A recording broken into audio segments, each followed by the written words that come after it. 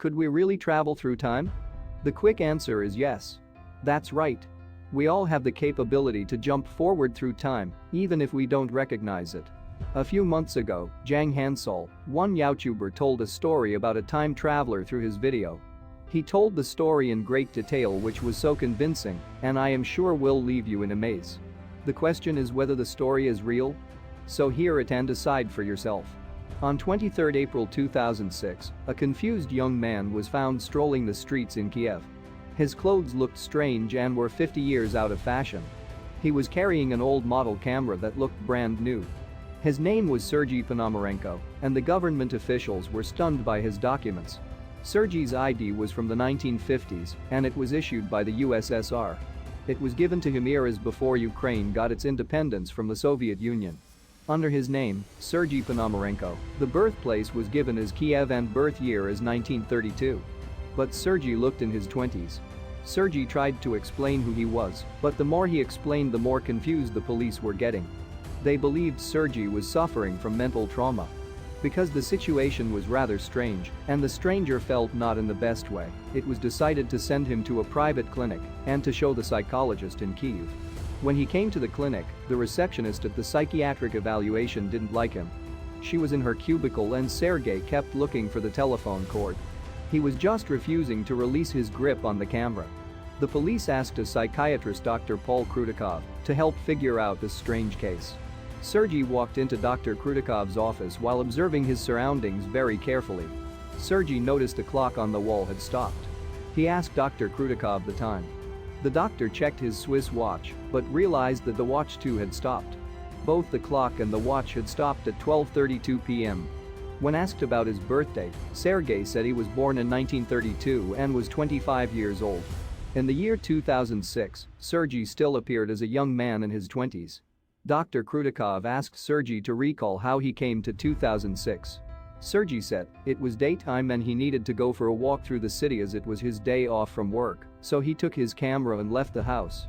On leaving the house, he saw a strange thing in the sky that had a bell. He said it was very rare, it was flying in a very strange way.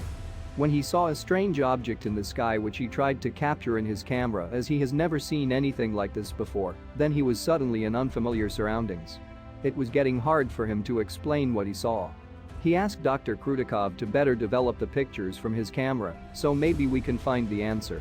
Krutikov asked, "Do you mean a UFO?" Sergei replied, "All I wish to do is go home." What is a UFO? The object he saw in the air was in the form of a bell. The next thing he knew, he was lost in a capital city which he no longer was familiar with. Sergei asked Dr. Krutikov to inspect the film in his camera. And he will know if Sergei was telling the truth. Psychiatrist Paul Krutikov, who was also a hobbyist photographer, recognized the camera model. The psychiatrist convinced Ponomarenko that his film should be produced. Dr. Krutikov asked a professional photographer, Vadim Posner, to check the film Sergei was talking about. Vadim said the type of film in Sergei's camera stopped being produced in the 1970s. It was a Yoshimaflex, the first model ever invented by the Japanese company. Yoshimaflex's cameras had become collector's items by 2006. But none could compare the condition to Sergei's camera. Sergei's camera looked brand new. The Yoshimaflex camera used old-fashioned medium format film. So it took some time to develop the photos. The negatives covered markings that proved the film was produced in 1958, and the photos seemed to match this time period. Just like what Sergei had said, one of the photos showed there was a huge flying object looking like a UFO. Dr. Krutikov showed photos to Sergei, and it proved that Sergei had been telling the truth. Sergei said he was shocked to see the strange object, so he clicked pictures of it. When he turned around, he noticed that his surroundings had completely changed. He didn't recognize anything around him, and he couldn't find his way back home. Dr. Krutikov and other experts checked the other photos developed from Sergei's film. The streets in the photos looked quite different from those in 2006. The year 1958 could be seen on the lower right corners of the pictures. One of the black and white photographs was of an old pathway in Kiev which Sergei had given as his address. There were other pictures of his home and front yard. Films usually can preserve well for 2 to 3 years. If films are frozen, they could be preserved for 20 years. In order to extend the life of a roll, it has to be placed in an airtight container and stored in a dry and cool place. But the photos from Sergei's film, however, were perfectly new and not damaged at all. If Sergei was not a time traveler from the past, then it was just incredible that his film could be so well preserved. Upon inspecting the pictures further, Dr. Krutikov and others spotted a young couple. In the photograph, it was Sergei himself with a young woman who must have been the girlfriend Sergei talked about, whose name was Valentin Kulish. In the picture, Sergei wore the exact same clothes as he was wearing in 2006. Dr. Krutikov believed the pictures were authentic and that the flying object was a UFO.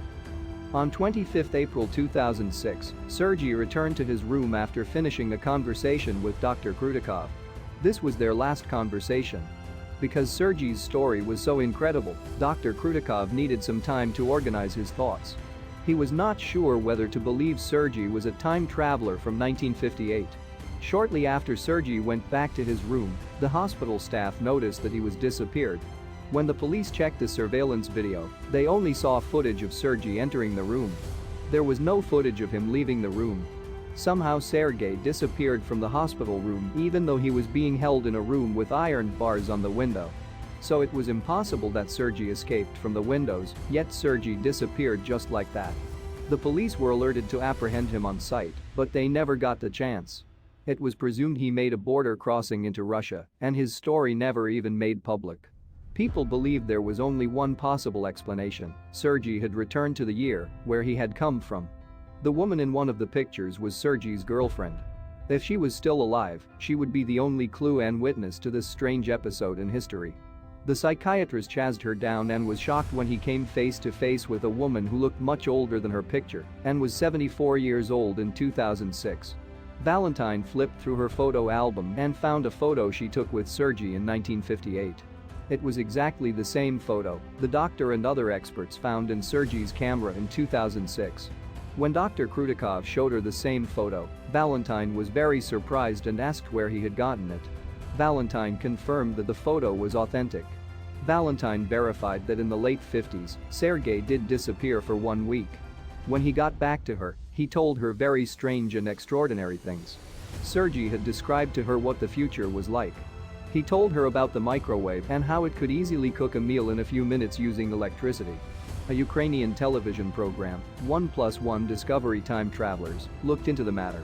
A team of experts for the TV program located an old audio recording from 1960 in the TV station's archive. The recording was an interview the station conducted on Sergei. In the interview, Sergei talked about what technology would be like in 40 years. He mentioned the microwave, the wireless telephone, cell phone, and the artificial heart, etc. Sergei described that the man would be able to make an artificial heart that runs on batteries and pumps blood to the rest of the body. The interviewer was shocked and said to Sergei, "If you did not provide so much detail, I'd surely think you lost your mind." Sergei's description of the artificial heart amazed experts too because he used modern medical terminology, which was unheard of in the 1960s in the USSR. Back in 2006, the surveillance video showed that before surgery entered Dr. Krutikov's office, he was observing hospital staff using a microwave. One of the staff members was reading a magazine, which talked about an artificial heart. The surveillance video also showed Sergei asking the staff many questions about cellular phones. The team of experts for the 1+1 Discovery documentary included a psychiatrist and a physicist, a photographer expert, a policeman, and other eyewitnesses. There were videos, audio recordings, and pictures to support Sergei's account.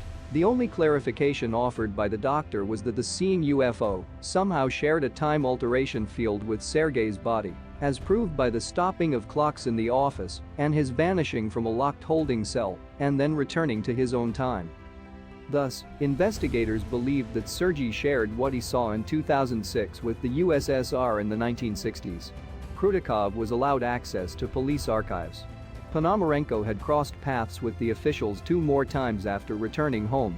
At age 46 he was arrested for drunk and disorderly conduct. The file comprised a mugshot of Sergei as an older man. The record also showed he passed away 3 months later in 1978. He died when the car he was driving ran off-road and got hit into a tree. I don't know if time travel will ever be possible for us people, just as much as I can't assure you with my hands over a fire that the above story is thoroughly veracious. According to Albert Einstein's well-accepted special relativity theory, time travel would be possible by flying in a spacecraft at about 99.5% of the speed of light. However, the results wouldn't be as those characterized by sci-fi literature. Physicist J. Richard Gott says in Time Travel in Einstein's Universe, the physical possibilities of travel through time. If we can boost protons to more than 99.995% of the speed of light, we could also transmit an astronaut at the same speed. It's just a matter of cost. Even Stephen Hawking had said, we do not have the technology today to do this, but it is just a matter of engineering. We know it can be done. The idea of time travel into the future is a far more exciting prospect though. Who hasn't wanted to travel into the future? The case of Sergei Ponomarenko opens the possibility that a UFO has triggered a man to travel in time towards the future? An astonishing possibility that at the moment is unknown to us all. So, that's it from our side. What do you think? Was he really the time traveler? Let us know in the comments. If you liked this video, please give it a like, share it with your friends, and subscribe to our channel for more content like today. Thanks for watching and we will see next time.